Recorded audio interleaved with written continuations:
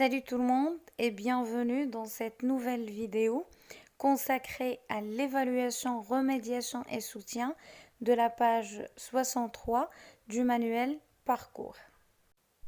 Le document sur lequel on va travailler est un extrait d'un journal électronique ou bien numérique qui s'appelle Magresse. Le nom du journal est écrit en haut, en gros et en gras. C'est Magresse. Et juste après, nous avons les différentes rubriques de ce journal. Donc, nous avons à la une, la première page du journal, politique, économie internationale, sport, société, culture et vidéo. Et comme vous pouvez le remarquer, la couleur de la rubrique société diffère de celle des autres rubriques. Donc, c'est la rubrique où figure le document. Le document est sous forme de questions-réponses. Le journaliste pose un certain nombre de questions à son invité et l'invité y répond. Donc, le type ou bien le genre de ce document, c'est une interview. La personne interviewée ou bien la personne invitée, c'est Mohamed Karou. Donc, on a précisé son nom et son prénom dès le début au niveau du titre. D'ailleurs, le titre est sous forme d'une phrase prononcée par l'invité. Donc, Mohamed Karou, qu'est-ce qu'il a dit? Il a dit que l'intervention humaine reste la principale cause. Donc, l'intervention ou bien l'activité humaine, c'est la principale cause d'un problème dont on va parler par la suite. L'interview a été publiée pour la première fois dans Al-Bayan le 21/7/2010. Donc c'est le journal qui a réalisé et qui a publié pour la première fois le document. Magresse n'a fait que publier à nouveau le travail de Al-Bayan. Après le titre et les références de ce travail, donc on va lire le petit chapeau pour savoir de quoi s'agit-il. Mohamed Kao, professeur à l'École nationale forestière d'ingénieurs de Salé et président de l'association Forêt Modèle d'Ifrane, estime que malgré l'effet des changements climatiques et l'effet de sécheresse, l'intervention anthropique ou bien humaine reste la principale cause des incendies. Alors dans ce petit paragraphe, on présente tout d'abord la personne invitée, la personne interviewée et le sujet dont elle va parler. Donc la personne invitée s'appelle Mohamed Karou. Il est professeur à l'École nationale forestière d'ingénieurs de Salé et aussi président de l'association Forêt Modèle d'Ifrane. Et le sujet dont il va parler, c'est le sujet des incendies et surtout des incendies de forêt. Et on passe à la première question posée par le journaliste de Al-Bayan à monsieur Mohamed Karou. On a l'impression qu'il y a une tendance à l'augmentation des incendies de forêt. Donc, dernièrement, on remarque qu'il y a une augmentation des incendies de forêt. Quelles sont selon vous les causes de ce phénomène ou bien de ce problème environnemental? La réponse du professeur Mohamed Karou maintenant. Alors, parmi les agressions que subit la forêt dans le monde, le feu est le plus dévastateur. Alors, on sait que la forêt connaît ou bien subit des agressions.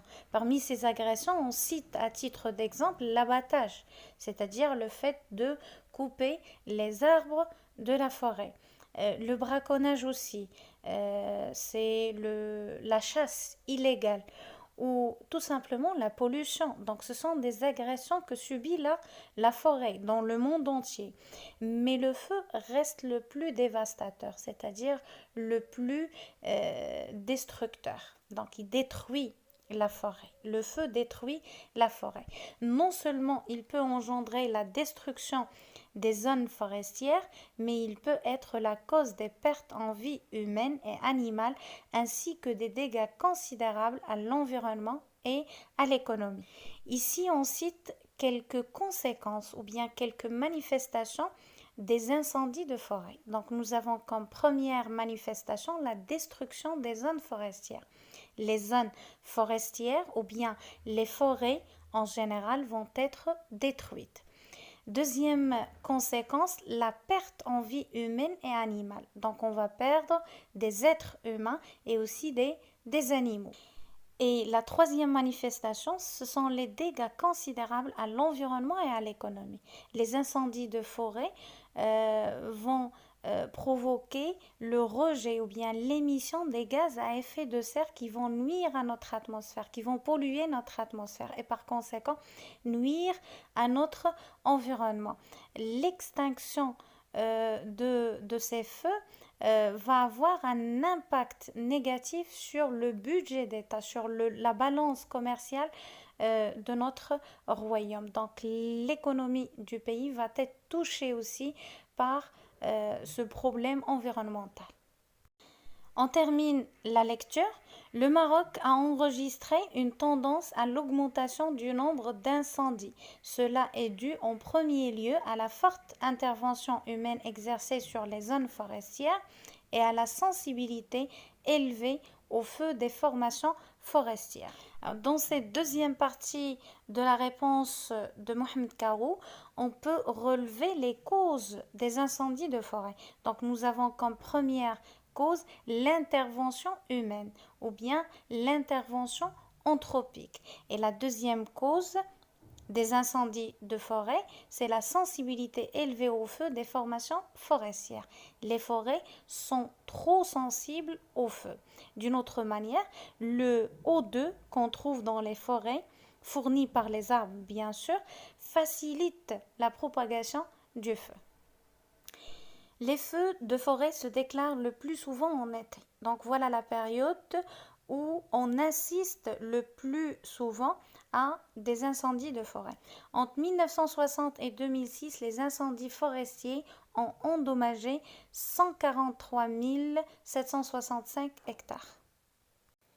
La deuxième question maintenant, posée à Mohamed Kao. Pouvez-vous nous dire quelles sont les zones à haut risque au Maroc, c'est-à-dire quelles sont les villes les plus menacées dans le royaume? Alors la réponse, au Maroc, la région où on enregistre le plus important nombre de départs de feu est la région rifène et plus particulièrement la province de Chefchaouen. Mais d'autres régions à travers le royaume sont également touchées par cette catastrophe. Donc à travers cette réponse, on peut dire que la région la plus touchée par les incendies de forêt, c'est la région rifène et plus exactement la province de Chefchaouen, mais cela ne veut pas dire que c'est la seule zone touchée par ce problème-là. Il y a bien sûr d'autres régions, d'autres villes à travers le royaume qui sont touchées par les incendies de forêt. La dernière question maintenant, d'après vous, comment peut-on lutter contre ce phénomène? La réponse, le Maroc n'est pas le seul pays menacé. Donc les incendies de forêt est un problème mondial.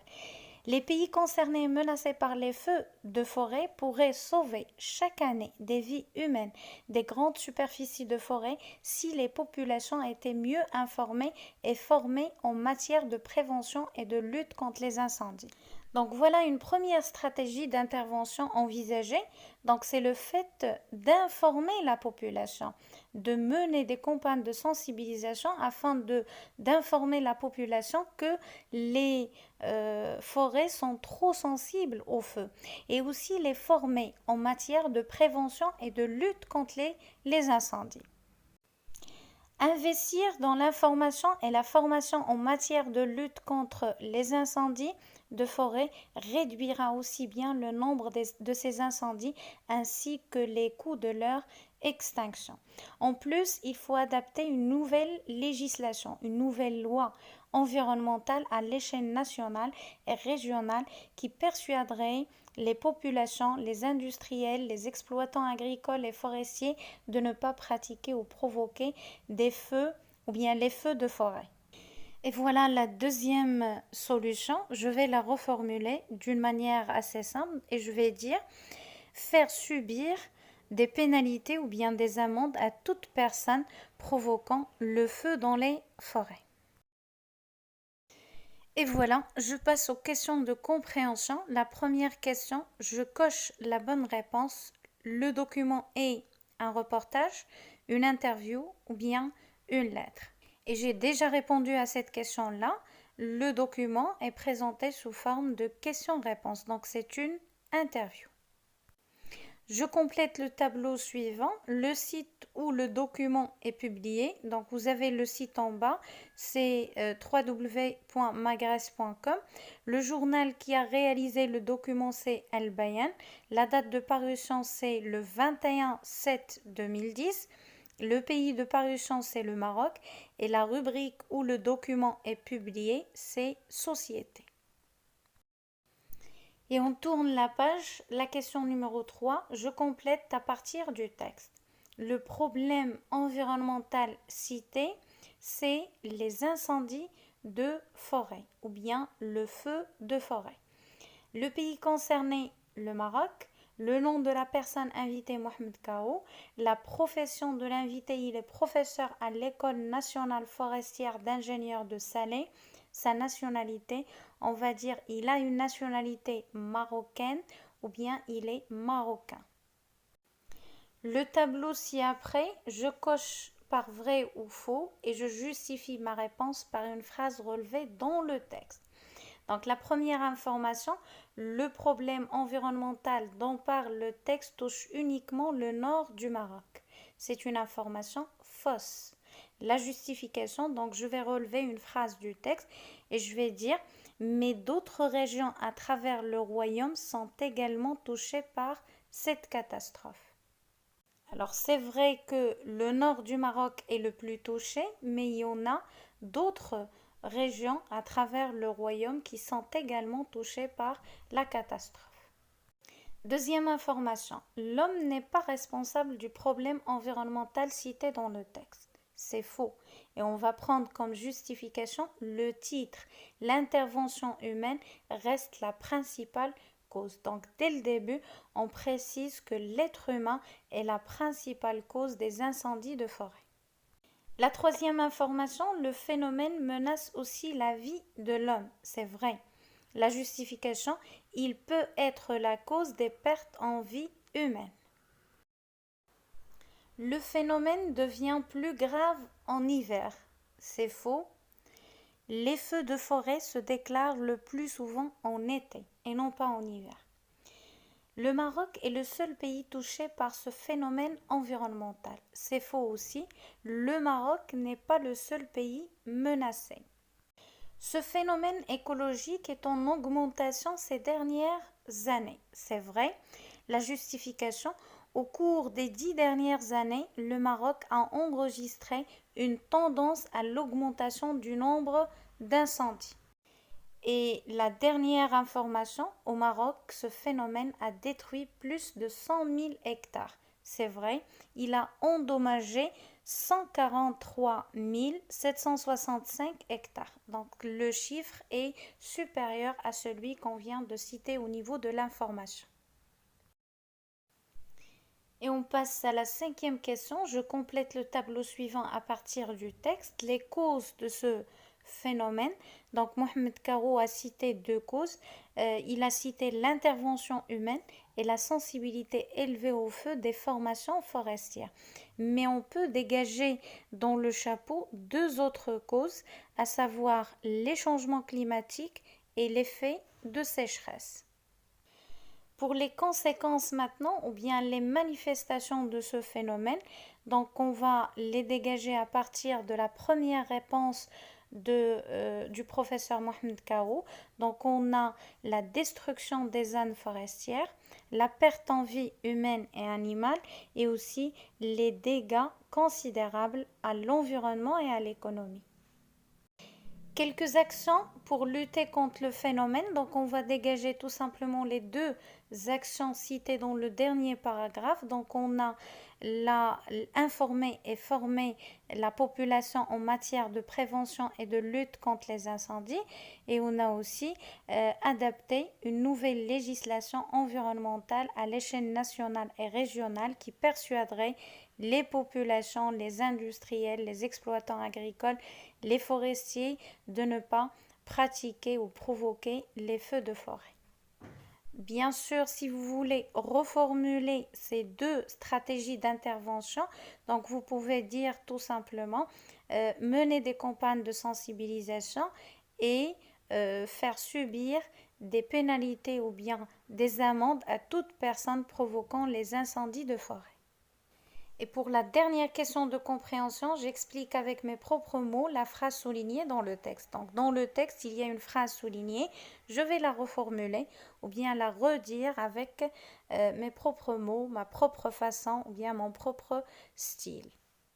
Donc, je vais dire tout simplement, parmi les causes des incendies de forêt, on a tout d'abord l'intervention humaine et aussi la sensibilité des forêts au feu.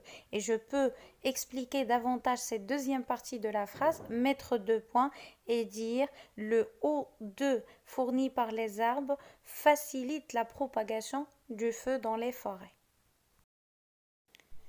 Les questions de langue maintenant, je repère le pronom personnel que le journaliste emploie pour s'adresser à l'invité. Donc il a utilisé tout simplement le pronom personnel vous, le vous. Donc ici on a le vouvoiement.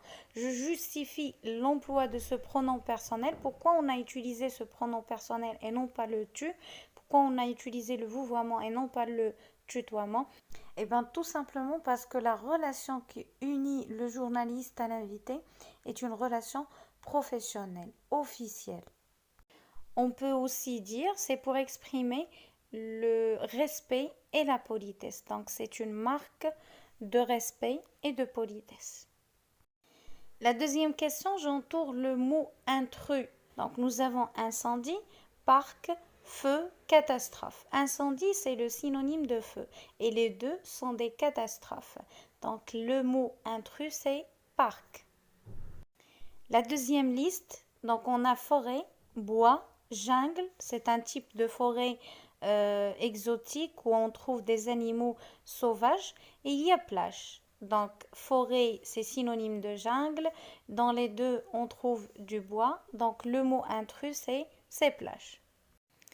Troisième liste, abattage, ça vient du verbe abattre, c'est couper le bois de la forêt. Agriculture, déboisement, c'est déraciner les arbres. Destruction. Donc l'abattage et le déboisement, ce sont deux actes qui détruisent la forêt. Donc le mot intrus, c'est agriculture. La troisième, ou bien la dernière, la quatrième, c'est la quatrième liste. Détruire, sauver, sauvegarder, protéger. Donc les trois derniers mots, ce sont des synonymes. Sauver, sauvegarder, protéger. Et ce sont des actes positifs. Donc détruire, c'est le mot intrus. Il est négatif. La troisième question, une association pour la protection de l'environnement invite le professeur Kao à animer une activité. Que lui dira-t-elle? Alors tout d'abord, elle va interpeller la personne à qui elle s'adresse en disant tout simplement monsieur. Monsieur, notre association a le plaisir de vous inviter à animer une activité écologique le 25 décembre de l'année en cours. Donc, on doit préciser la date. S'il accepte l'invitation, que dira-t-il? Donc, on va choisir une expression qu'on peut utiliser pour accepter une invitation. Donc, il peut dire tout simplement oui, volontiers, oui, avec plaisir, oui, pourquoi pas. S'il refuse gentiment, que dira-t-il? Donc, le refus doit être fait d'une manière assez gentille. Il doit refuser gentiment ou bien poliment l'invitation de cette association. Il peut dire, par exemple, désolé, mais j'ai un rendez-vous très important ce jour-là. Voilà, je m'arrête ici et je laisse la production écrite pour la vidéo prochaine. Sur ceci, je vous dis à très bientôt. Merci.